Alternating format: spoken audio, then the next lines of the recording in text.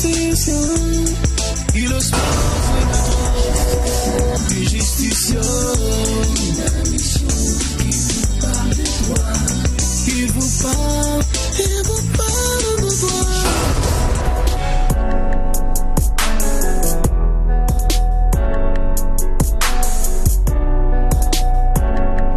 Injusticia, votre magazine qui vulgarise les principes essentiels de base du droit. Injusticia est désormais chez vous. Prenez rendez-vous avec Adams Malaika chaque mercredi à 19h sur DRTV International.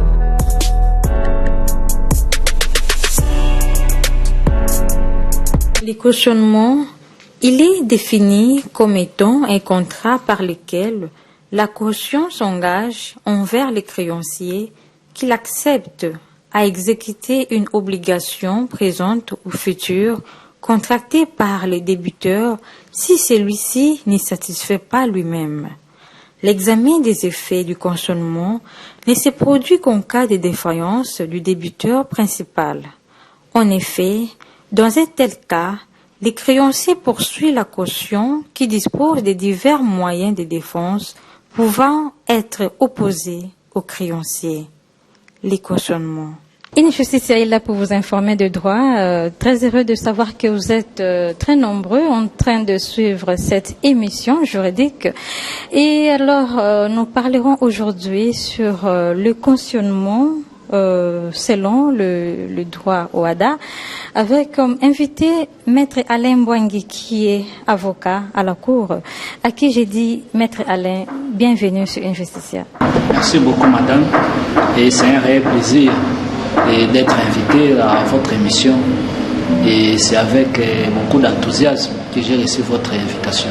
Ok, d'accord, Maître Alain, nous parlerons aujourd'hui sur le cautionnement dans l'espace OADA. Ma préoccupation est de savoir qu'est-ce qu'une sûreté personnelle. Merci beaucoup, madame. Avant d'arriver à votre question, je voulais faire une rétrospective de parler sur la matière qui traite notre sujet de ce jour. Vous savez que le monde est régi par des transactions financières et que par ces transactions, il y a des gens qui contractent des dettes. Alors, pour mettre les créanciers à l'abri de l'insolvabilité de certains débiteurs de mauvaise foi, la loi a offert aux créanciers des garanties. Et ces garanties, ce sont ce que nous appelons les sûretés. Alors, notre droit interne, déjà l'article 245 de la loi dite foncière, la loi portant régime foncier immobilier et régime de sûreté, prévoit déjà que tous les biens des débiteurs sont les gages communs de ces créanciers et les prix sont distribués entre eux par contribution, à moins qu'il n'y ait entre ces créanciers les causes légales de préférence. Et de par ça déjà, on a offert aux créanciers le droit de faire saisir les biens de son débiteur au cas où le débiteur est défaillant, le cas où le débiteur ne paye pas son argent. Mais vous savez que notre pays a adhéré à l'Organisation pour l'harmonisation des droits des affaires en Afrique. Et que ce traité a prévu divers actes uniformes, notamment il y a l'acte uniforme sur les sûretés. Étant donné que notre pays est membre de cette organisation sous-régionale ou quoi régionale, et nous sommes obligés aujourd'hui d'appliquer les dispositions de ces actes uniformes, notamment l'acte uniforme sur les sûretés. Alors, en ce qui concerne les sûretés, on prévoit les sûretés personnelles et les sûretés réelles.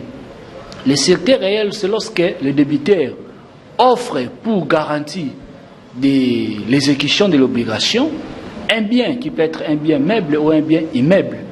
Mais par contre, lorsque le débiteur offre une personne, c'est-à-dire une personne qui vient se constituer garant pour garantir la solvabilité de la dette qu'un débiteur contracte, alors là, on parle de la sûreté personnelle. Donc là, on voit c'est une personne qui vient.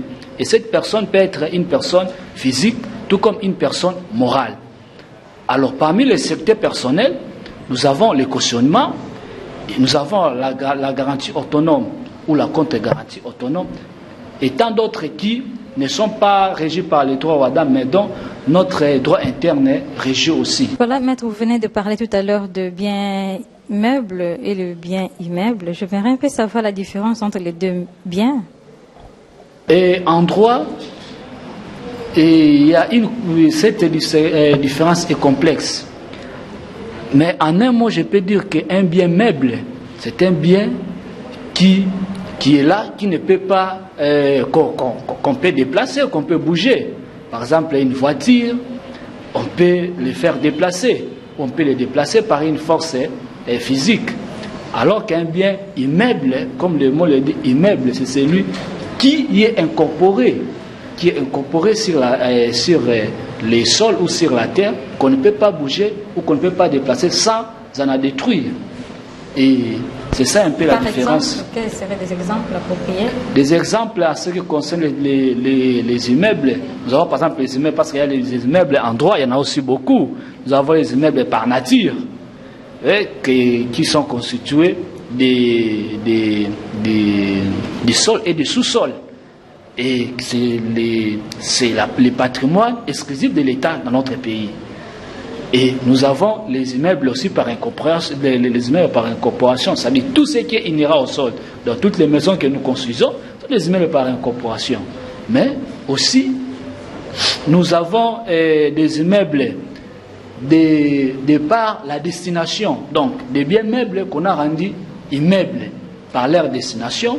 Par exemple, une chaise Louis XVI placée dans un immeuble pour servir cet immeuble-là, c'est meuble-là devient un immeuble de par la destination de ces biens immeubles, de ces biens meubles plutôt, qui se fait immeuble parce que c'est destiné à l'usage ou au service d'un immeuble. Voilà, maître Lembwangue, comment alors, quelle serait, je peux dire, la différence entre la caution et le cautionnement? Est-ce qu'il y a une différence entre les deux? Une petite différence, parce que, parlons d'abord du cautionnement. Le cautionnement est un contrat par lequel une personne qu'on appelle caution s'engage envers les créanciers, qui aussi l'acceptent de payer la dette du débiteur au cas où le débiteur lui-même est défaillant, lui-même ne paye pas à l'échéance convenue. Alors, la caution, c'est d'abord cette personne-là qui vient accepter de garantir la dette du débiteur. Alors que le cautionnement, c'est le contrat, c'est l'acte, mais la caution, c'est la personne. Mais aussi, comme caution, la caution renvoie aussi à la notion de la garantie. Donc, cette garantie même qui est cautionnement, on peut aussi l'appeler aussi une caution. Donc, le fait de se constituer, cet acte-là peut aussi être appelé une caution, parce que c'est une garantie. Voilà. Donc, une garantie locative qu'on donne avant de contracter un contrat de bail, c'est un cautionnement ou c'est une garantie tout court? En droit, toute garantie n'a pas la même signification. La garantie dont on parle ici dans le cas de sûreté n'est pas à confondre avec la garantie locative que nous versons, parce que la garantie locative n'est pas rangée parmi les sûretés prévues par le droit au WADA, par l'acte uniforme sur les sûretés. Et donc, la garantie ici, c'est qu'une personne affecte, soit dans le cadre du cautionnement, c'est une personne qui vient se constituer caution pour garantir une obligation quelconque. Alors que cette garantie, la garantie que nous donnons avant de contracter les bails, c'est pour assurer aussi les bailleurs que si je ne payais pas, vous pouvez récupérer dans ce que je vous donne comme garantie. Mais ce n'est pas dans le sens de sûreté organisée par le droit au WADA. Alors, est-ce que c'est possible que cet engagement peut être contracté sans l'ordre du débiteur et même à son insu? Oui, la loi prévoit que le cautionnement, c'est-à-dire l'acte uniforme, dans son article 13, prévoit que le cautionnement peut être conclu à l'insu du débiteur. Mais si vous lisez l'entièreté des dispositions qui régissent le cautionnement, vous vous rendez compte que quelque part, on trouve que la caution ou le créancier a des obligations envers les débiteurs. Donc, c'est ce qui prouve que, même si la loi ne l'a pas dit expressement, mais le débiteur doit quand même être aussi informé qu'il y a une personne qui s'est constituée caution pour garantir la solvabilité de son obligation. Parce que, comme exemple, il y a une obligation qui incombe à la caution, lorsqu'elle paye la dette du débiteur, d'informer ou d'aviser le débiteur principal lui-même pour que le débiteur ne paye pas la même dette qui avait été déjà payée. Sinon, il y aura un double paiement. Alors, la loi dit même que si la caution paye sans en aviser le débiteur, il peut même perdre son recours de poursuivre le débiteur principal en recouvrement de la somme que lui a payée à sa place. Parce que lorsqu'on se constitue caution, si le débiteur est défaillant, la caution sera obligée de payer ce que le débiteur devait payer. Maintenant, à ce moment-là, la caution va maintenant se subroger au créancier. Il va maintenant poursuivre le débiteur principal pour qu'il lui recouvre ce que lui a payé. Vous comprenez? Donc, quelque part, on trouve qu'il y a quand même des obligations que la loi incombe aux créanciers ou voire à la caution envers les débiteurs. Donc, la caution, les débiteurs ne faisant pas partie du contrat de cautionnement, mais a le droit d'être informé que la dette qu'il a contractée a été cautionnée, c'est-à-dire a reçu une personne qui s'est constituée caution pour les paiements. Oui, maître, mais vous ne cessez de nous parler du débiteur et du créancier. J'aimerais un peu savoir la différence entre les deux. La différence entre débiteur et créancier, en un mot, je peux dire que le créancier, je commence par là, parce que c'est lui qui a beaucoup plus d'avantages. Le créancier, c'est la personne à qui l'on doit, la personne qui a donné crédit, la personne qui a fourni une dette à l'autre personne qu'on appelle débiteur. Alors le débiteur, en retour, c'est la personne qui est redevable vis-à-vis du créancier. Est-ce que ces contrats doivent être écrits ou verbal? Qu'est-ce qui serait mieux? Que dit la loi sur ça? La loi ne tergiverse pas. La loi, l'acte uniforme dans son article 14 dit que le cautionnement ne se présume pas. Et il s'éprouve par un écrit. Donc la preuve même du cautionnement, c'est l'écrit. Et la loi va même détailler les éléments qui doivent contenir ces écrits, les éléments substantiels, notamment la signature de la caution et du créancier, parce que ce sont les deux parties qui sont au contrat. Et la loi veut même que la caution puisse écrire de sa main, les montants maximal, les intérêts et les accessoires garantis dans l'acte de cautionnement.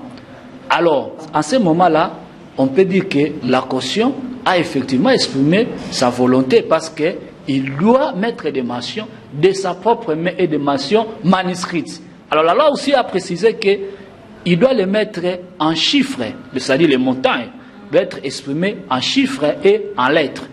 Et au cas où il y a différence, qu'il y a conflit, on se rend compte qu'on sort l'acte de cautionnement, on se rend compte qu'il y a un montant à chiffres et un montant à lettres qui ne se concordent pas. Par exemple, de l'autre côté, on met $100, de l'autre, on met $1000.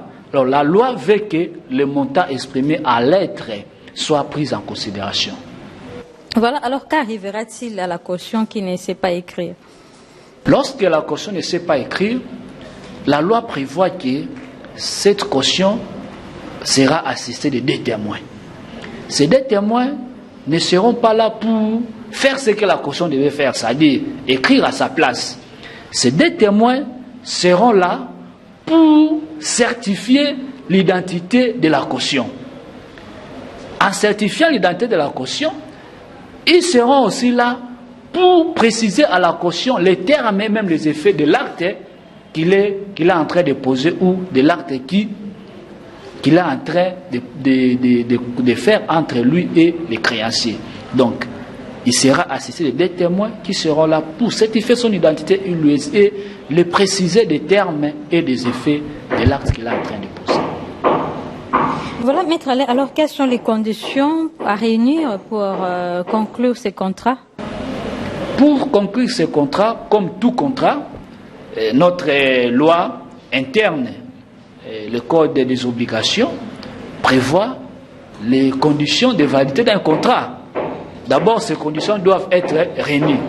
Notamment, c'est-à-dire c'est l'article 8 du Code civil congolais livre 3, relatif aux obligations et aux contrats, qui dit que pour contracter, il faut qu'il y ait le consentement, il faut que les parties, c'est-à-dire l'accord de volonté des parties, il faut que dans le consentement, à part ce consentement-là ne soit pas aussi vicié. Il ne faut pas qu'il y ait vice de consentement, il ne faut pas qu'il y ait l'erreur, il ne faut pas qu'il y ait le dol, il ne faut pas qu'il y ait la violence, il ne faut pas qu'il y ait la lésion.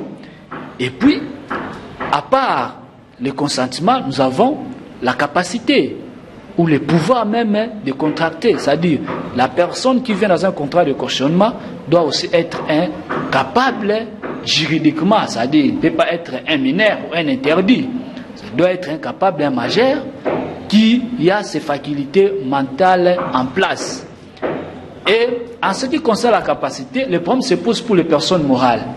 Alors pour les personnes morales, parce que les personnes morales ne sont que des personnes par fiction juridique et que ces personnes agissent à travers des personnes physiques qui les représentent, il faut que maintenant la personne physique qui va représenter la personne morale, qui sera soit caution ou soit créancière, soit ait la qualité plutôt de contracter soit selon le statut ou soit selon la loi. Et c'est ça. Et aussi, il faut qu'il y ait, à part la capacité, il y a l'objet et la cause. Donc, les conditions de validité de contrat exigées par notre droit interne. Mais au-delà de ça, comme il s'agit de conditions, la personne qui vient se constituer caution pour garantir une obligation, il ne faut pas seulement qu'il remplisse les conditions de validité imposées par l'article 8 du Code civil congolais livre 3.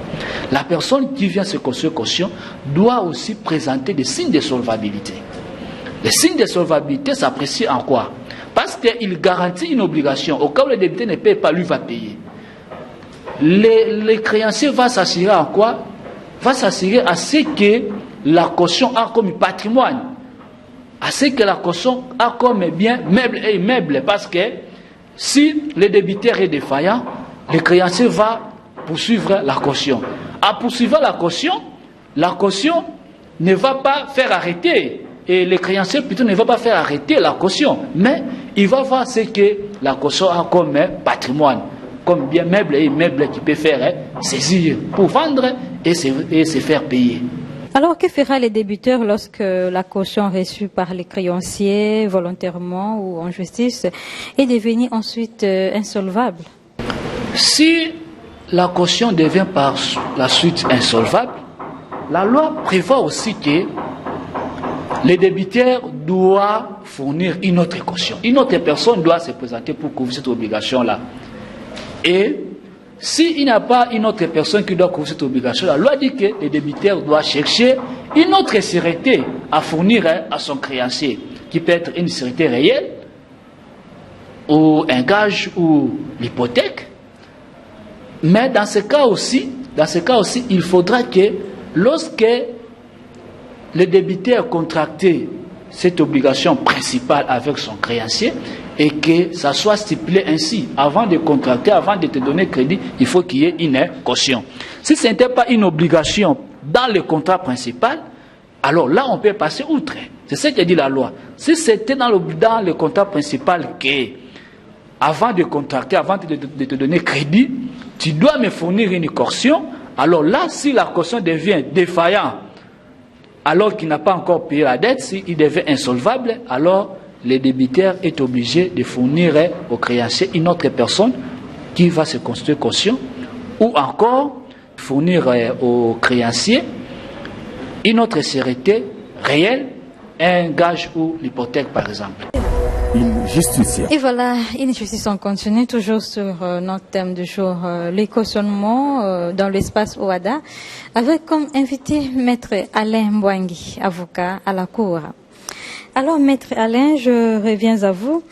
Est-ce que ces contrats peuvent également s'intéresser aux personnes morales?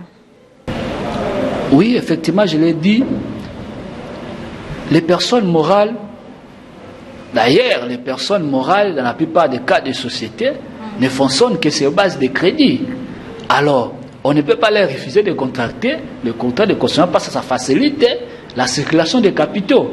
Donc, les personnes morales peuvent aussi contracter ces contrats de cautionnement, mais à moins que, comme j'ai insisté, à moins que la personne qui doit agir pour la personne morale, à l'intérieur de la personne morale, ait le pouvoir lui donner soit par les statuts, soit par la loi ou l'acte de nomination. Et c'est ça. Voilà, alors... Là, je commence par le caractère du cautionnement. Le cautionnement, d'abord, c'est un contrat unilatéral. Avant d'arriver à l'unilatéralité du contrat de cautionnement, je veux bien commencer par le caractère consensuel. Le caractère consensuel, quoique la caution peut être imposée par la loi ou par les tribunaux par une décision de justice, mais dans la pratique élevée de la loi, c'est beaucoup plus de cautionnement conventionnel.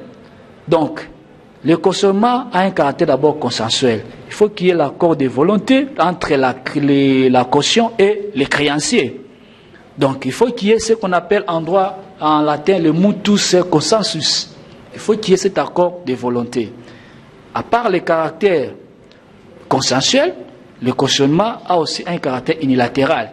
Unilatéral, pourquoi? Parce que dans le contrat de cautionnement, il n'y a qu'une seule partie qui s'oblige. Et cette partie, c'est la caution. C'est lui qui s'oblige de payer la dette du débiteur au cas où celui-ci est défaillant. Mais, si nous allons plus tard, nous allons voir aussi, plus loin plutôt, nous allons voir aussi que le caractère unilatéral du contrat de cautionnement pose un peu aussi des problèmes. Pourquoi? Parce que, quelque part, la loi impose aussi certaines obligations aux créanciers. Certaines obligations sont aussi imposées aux créanciers. Notamment, les créanciers ont aussi l'obligation de faire un rapport trimestriel de l'évolution de la dette.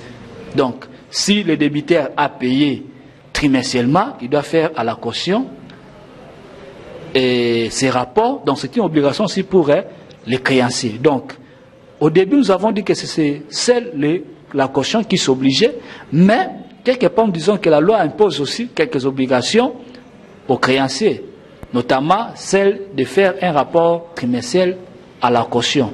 Alors là, nous disons que c'est ce qui a amené beaucoup de doctrinaires à dire que le cautionnement, c'est un contrat aussi synalagmatique, mais imparfait. Imparfait parce qu'il y a seulement quelques obligations seulement pour les créanciers, mais en principe, les obligations incombent à la caution. Mais aussi, le cautionnement, c'est aussi un contrat accessoire. Accessoire, pourquoi? Parce que, vous avez d'ailleurs posé la question, vous parlez toujours débiteur, créancier. Donc, au départ, il y a une obligation principale. Cette obligation principale, dans la plupart des cas, une créance. Et donc, dans cette créance-là, il y a les débiteurs et les créanciers qui ont conclu une obligation principale. Alors, la caution ne vient que comme un contrat accessoire pour garantir l'exécution de l'obligation principale qui est la créance. Aussi, je l'ai dit tantôt, le contrat de cautionnement, c'est aussi un contrat de bienfaisance. Contrat de bienfaisance parce que celui qui vient se constituer caution facilite une transaction. C'est ainsi on dit que, en tout cas, c'est un...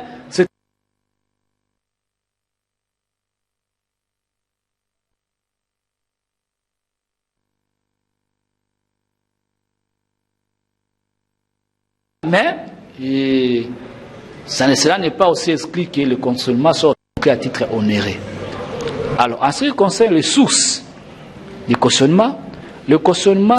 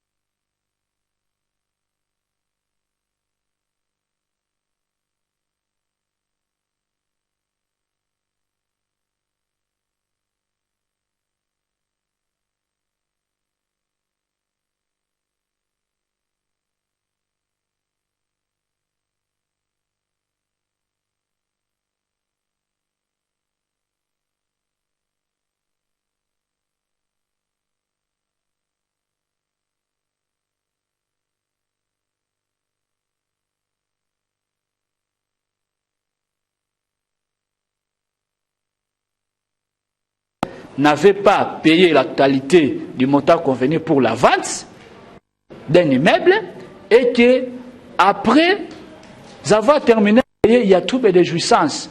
L'acheteur, par exemple, ne sait pas entrer en possession du bien, ou encore l'entrer en possession du bien, mais une autre personne qui vient lui réclamer la propriété de la même parcelle.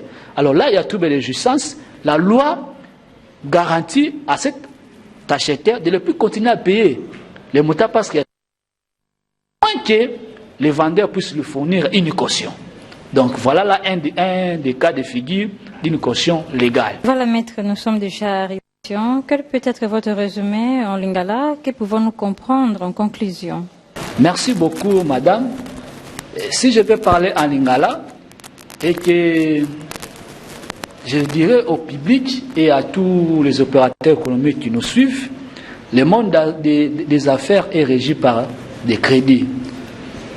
Aujourd'hui, nous les vivons beaucoup plus. Je ne vais pas faire des publicités de certaines banques ou certaines institutions financières qui donnent des crédits. Et belé, c'est dit de parler à Lingala, et belé, pesaka, crédit, banque Lambert et consorts, mais ces personnes-là vous exigent parfois pour ça garantie. Parfois, pour memi mutuana, bateli bilo kazanango, il y a se porter garant, ceux qui yo au futa. Donc, parfois aussi, tout ça la contraire à cautionnement. To yebite barek galango ezaka ndenge nini, mais ceux qui lobi confie ezali comme un tribunal, alors en ce moment là vous allez obligé batala est ce contraire bino bosala ki wana ya cautionnement oyo muto yaki ko garantir que ya ko futa ceux qui muto a défi a futité ce qu'on total est-ce que et respecta ki oyo mibeko lobi pour na bosala contraire ya ndenge wana cautionnement ya ndenge wana. Alors ceux qui vont respecter en côté, alors ekozala mabe surtout pour na créancier mutu a pesi nyongo. Alors yango wana et comme conseil na osena batu bazala toujours assister na ba conseil parce que ça ba matière moro vraiment technique surtout ça là encore à la légère ba question ba problème comme raté mais lobby na bambongo pe ebele problème koma okoza pe na difficulté au futama parce que au respecta qui va regretter au yomebe koche parce que ba contrat nyonso eza réglé na loi. Ceux qui confient ezate le problème ezate mais ceux qui confient comme tozi loi elobini ah elo na bino bobo ça qui bien té moyen ba imposer mutu afuta ezate. Ou bien mutu na oya na offerte parce que au départ contrat ngo esalamaki mabe. Donc il faut vous a toujours assister les juristes de vos avocats pour que baeba conduire bino na makambo. Voilà, maître Alain, comment traduirez-vous l'adage accessorium secutor principale? Merci beaucoup. Cet adage veut dire en français l'accessoire suit le principal. Je vous remercie d'avoir participé à Injusticia. Merci beaucoup, madame. Et voilà, c'est déjà la fin de cette émission. Nous avons eu à parler sur le cautionnement dans l'espace OADA avec comme invité Maître Alain Mbwangi qui est avocat à la Cour. Je n'oublie pas de remercier mon équipe technique et je vous remercie également d'avoir suivi Injusticia, votre émission juridique. Et d'ici là, portez-vous bien. C'était la vôtre, Adams Malaika. Ciao.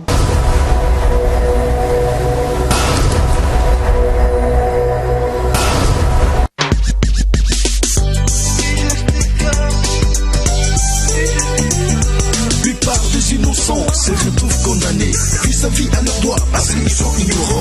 Injusticia vous parle de droits, de ses obligations et de ses devoirs. Injusticia, il ose pas Injusticia, la mission qui vous parle de droits, il vous parle de droits.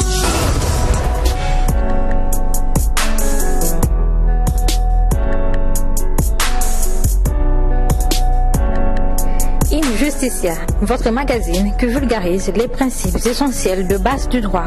Injusticia est désormais chez vous. Prenez rendez-vous avec Adams Malaika chaque mercredi à 19h sur DRTV International.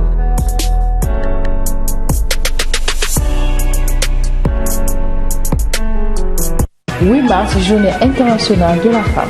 Dans le cadre de cette journée mémorable, Feu de l'amour consacre un numéro spécial dédié à la femme. Nous allons décortiquer le travail de la femme dans le domaine politique, des affaires et social. Vous êtes femme d'affaires, femme responsable des ONG, associations et mutuelles. Nous avons besoin de la participation de toutes les femmes. Appelez au 06 491 10 02. Venez nombreux pour participer à cette grande émission dédiée à la femme. Bienvenue à tous car je vous attends.